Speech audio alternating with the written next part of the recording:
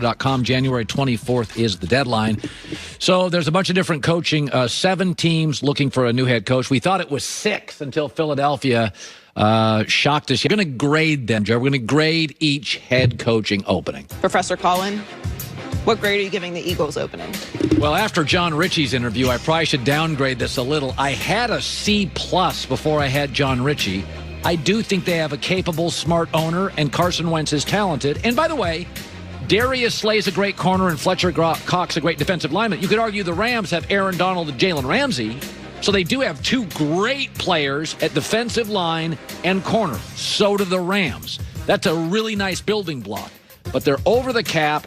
Their wide receiving core was the lowest rated in the NFL. And I'll be honest with you, offensively, their best offensive lineman, Lane Johnson's always hurt. Brandon Brooks just came off an injury. They drafted a top left tackle a few years ago. Andre Dillard, I think, is his name. They need him to play, but they have to address the offensive line fast. What grade are you giving the Lions opening? This is the worst opening. I would say a D+. You have Matt Stafford, so there's something there. But they've been in last place 3 straight years. The defense, despite the fact Matt Patricia was a defensive guy, has gotten worse. I just think it's a losing culture. They've had one winning coach since 1975. That's Jim Caldwell. So there's not apathy. People care, but they just, to me, Detroit and Cleveland before this year, like they're the most dysfunctional organizations. I mean, you can say Washington, but Washington's won a division or 3 in the last, couple decades. What grade are you giving the Falcons opening? Well, I like the owner, and Matt Ryan's a top 12 quarterback, so I'd say it's a B-. They're $25 million over the cap, 3 straight losing seasons. Their pass rush is not great, and their secondary is bad. The good news is they have got a top 4 pick, so they can either get a quarterback or they can get the best left tackle maybe in the decade out of college, Penei Sewell. So they do have, or they can move down with that pick. If they want to stay with Matt Ryan, somebody comes up. So I think their draft pick, it feels like a C job, but I think that draft pick is real leverage. It's a little bit of a gold bar, and I do think Arthur Blank is a stable owner. What grade are you giving the Jets opening? Now, I'm going to give it a C-, and you say, why not a D? They got a lot of draft picks. They have the number 2 draft pick, and they got $70 million in cap space. So if you got the right coach, you got a lot of money and a lot of draft picks.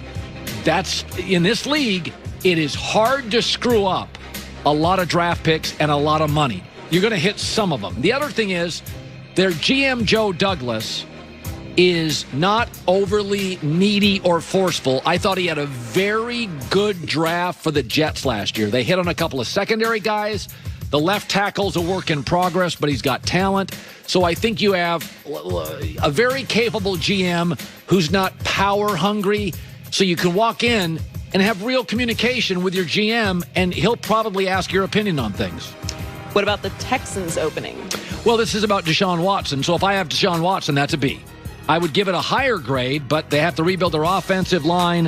You got one more year of J.J. Watt.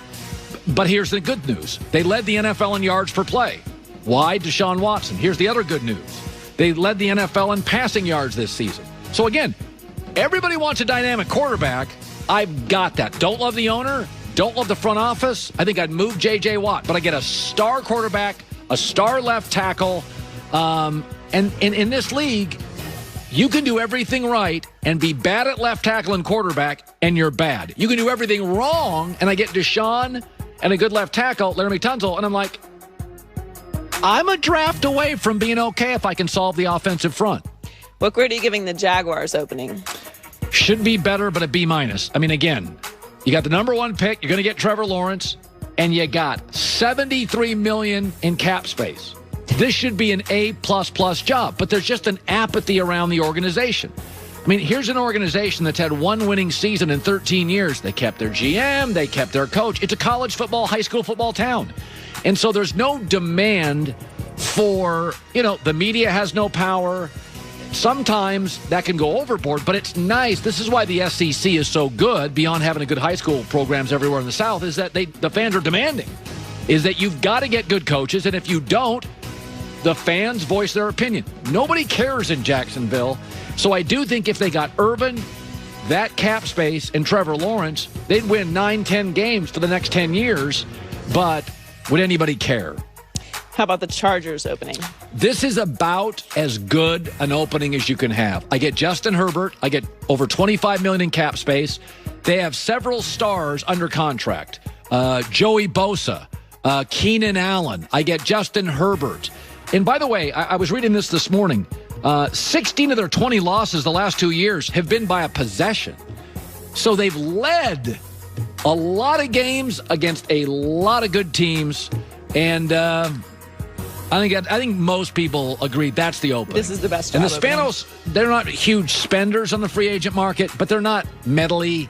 They're not like on you all the time. They're kind of, sometimes you wish they were willing to spend more money, but maybe that'll change in Los Angeles. There you go.